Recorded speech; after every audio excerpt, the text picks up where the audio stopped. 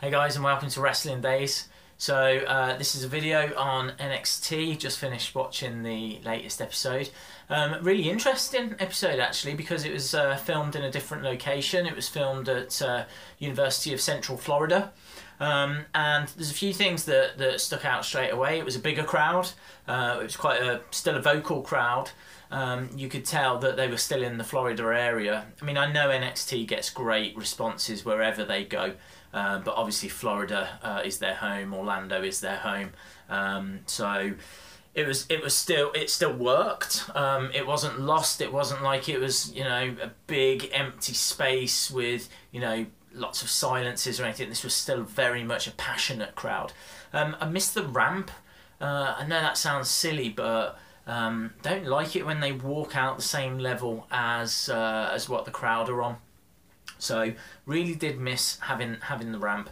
The first match was Baron Corbin against Johnny Gargano.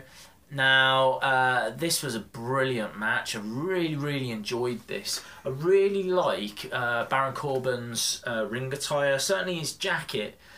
His jacket looks like something you'd find in Fallout. It's got loads of like patches sewn together, and he came out with, he always does, but he came out with this real intensity. Commentators were talking about how angry he was about missing out on the #1 contendership. Obviously now next week we've got Samoa Joe against Sami Zayn.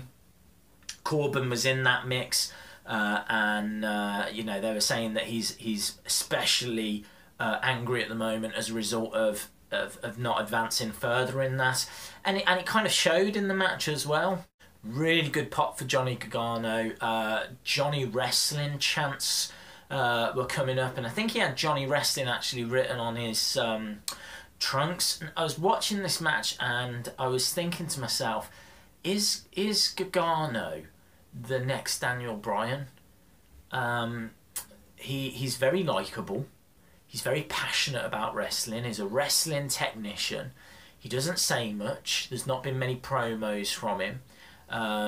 So, you know, he kind of keeps himself to himself. He's a very similar build to Daniel Bryan. Gargano put on some fantastic spots. And all fairness to Baron Corbin, this is one of the more enjoyable matches I've seen from Corbin. So, I don't know. I just think if they build it right, they could have something special in Johnny Gargano. I'll tell you one of the things that needs to get a call up to the main roster, and that is the black ring mat. I love that thing. So Johnny does a spear through the ropes. It was quick, it was sudden, it was a really nice move. Is it the deep six, Baron Corbin? That is a thing of beauty. I love the motions of that. Gargano's super kick is one of the best super kicks I've ever seen. The noise of that thing, and Corbin sold it so well. He was stunned, he was staggering on the outside. At this point, it was a really strong match, and it was starting to move somewhere special. And just as that happens, Gargano walks into an end of days, match is over, and I'm left a little frustrated because this was a really solid match. It was a really good match, borderline great match, but it needed another 10 minutes. Nothing else. This has really put Johnny Gargano on my radar.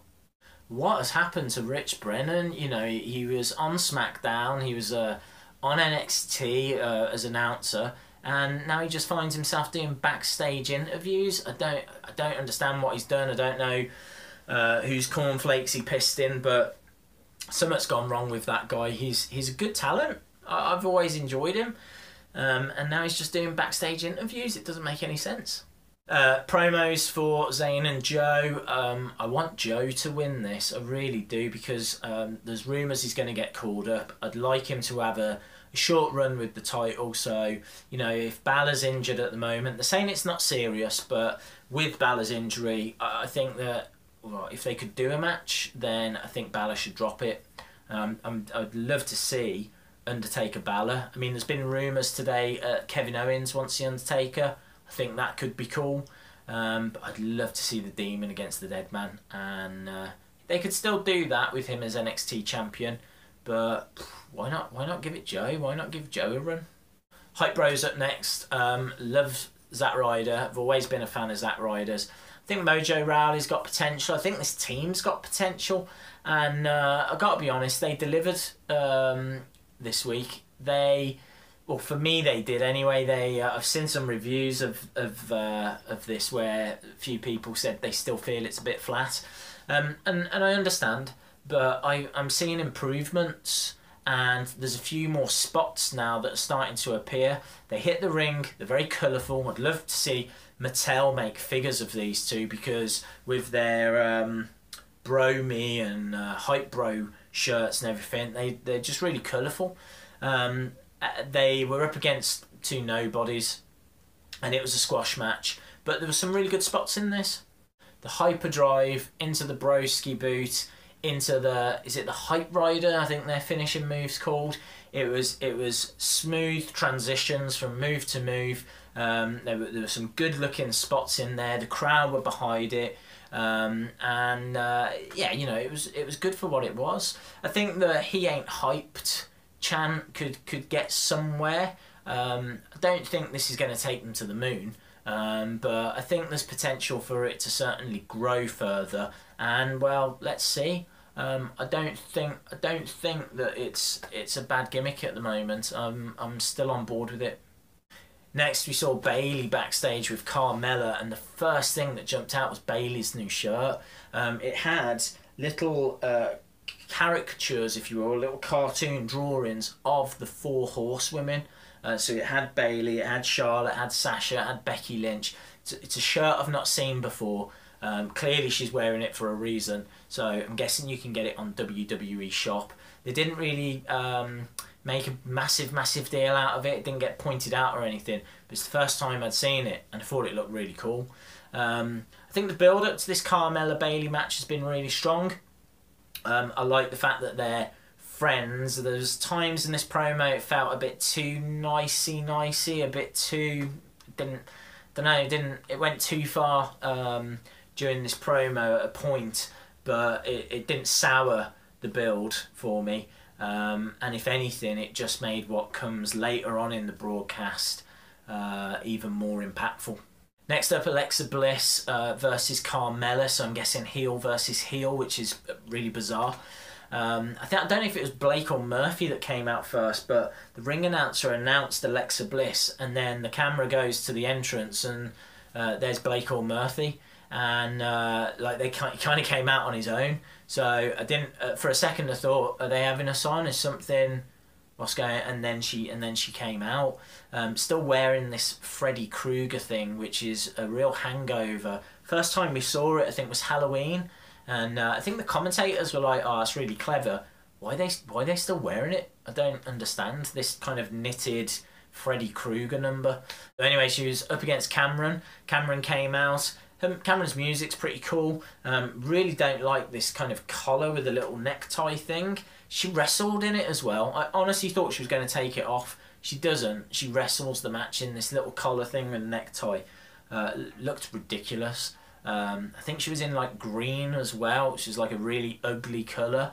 I thought the match was okay. There wasn't really much memorable to it. Bit of a slugfest. I think Alexa does the sparkle splash after a few little botched moves. Sparkle splash is cool, and she picked up the victory. It was so. I'm struggling to see a future for Cameron at this stage. Next, we had a promo backstage with American Alpha and Soft.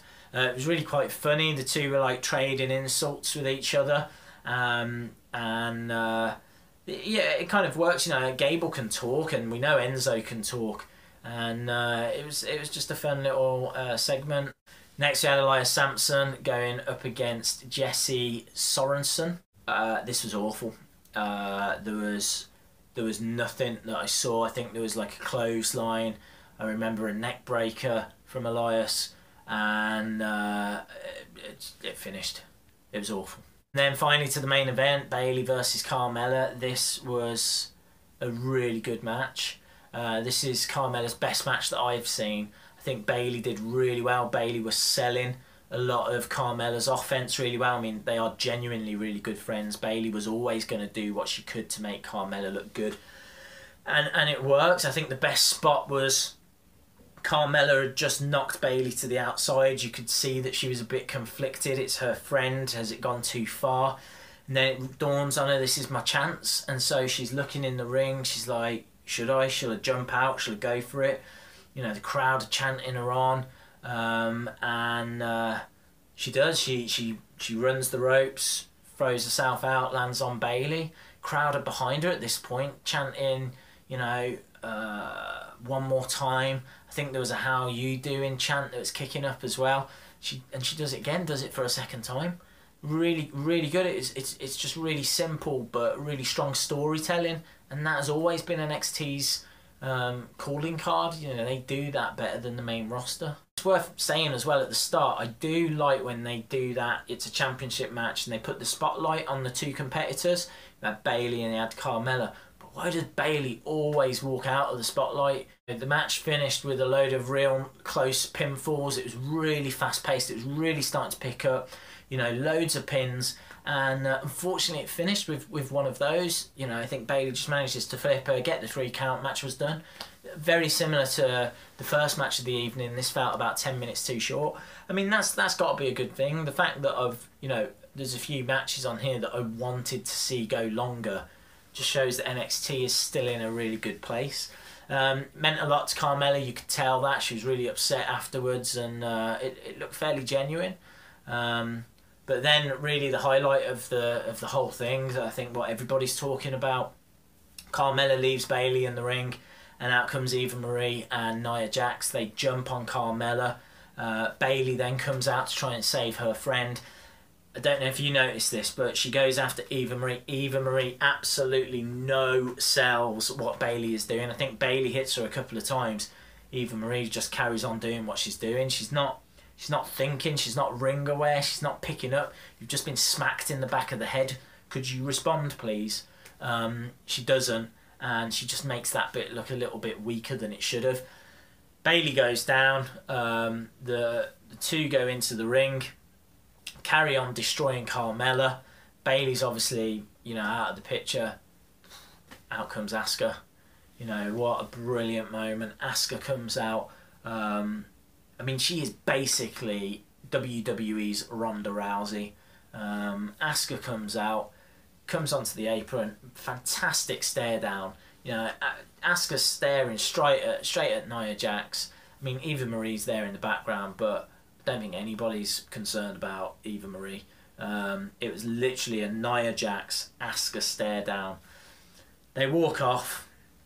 Bayley finally gets up, gets back into the ring, and then there's this brilliant moment where Asuka's staring and smiling, you know, that really freaky smile. She's smiling over at Bayley. Taps the belt, you know, just letting her know, yeah, okay, I've just saved your friend, but I'm coming for that title. She is a lone wolf. You think Baron Corbin's a lone wolf, Asuka's a lone wolf. Just brilliant. One bad thing though, I was really disappointed to see was it Marcus Louis get released. I was always a fan of his kind of look. I thought that he was very marketable, so it's a shame to see him go. And Bull Dempsey, man, it felt like that guy had a good positivity about him, and they gave him the Bull Fit gimmick, and they'd given him a bit of a push, and that wasn't going anywhere. But seems a bit harsh to sack him off, but hey, that's what it is, you know. If you've got to make way for this incoming talent, then... The only other thing I've read about NXT is about Nakamura and about what's going to happen if he doesn't pass this medical. Well, there's no reason to think that he won't. I've not heard any injury woes that he's got or any concerns that he's got.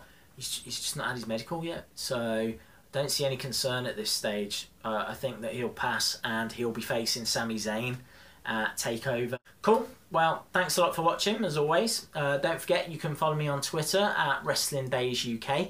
Love to know what you thought of NXT this week. I honestly thought it was a really great show. And I'm excited for where the women's division is going. And as always, thanks for watching, and see you again next time.